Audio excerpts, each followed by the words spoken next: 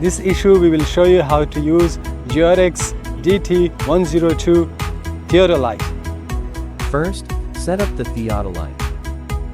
We took out the DT-102 Theodolite and mounted it on the tripod. Ensure the fixing, leveling, and centering of the Theodolite.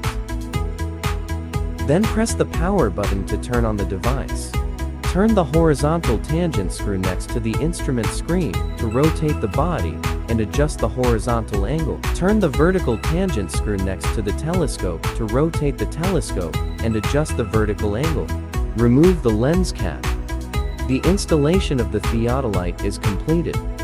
This is the keyboard and display of the DT-102 Theodolite. Let's see the operating keys.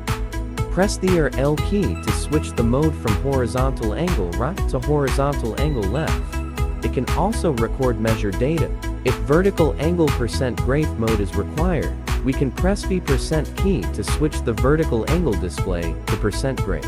Also, press the % key again to return the display back to vertical angle. Next, to press the hold key.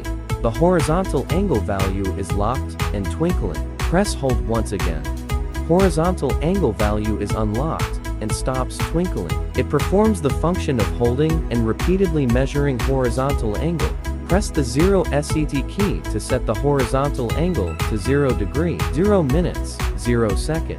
The func can turn on or off the laser plummet. Need to press and hold func key for 3 seconds.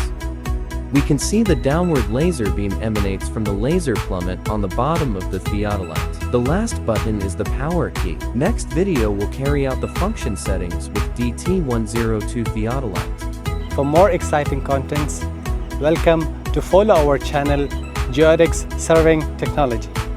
Thank you.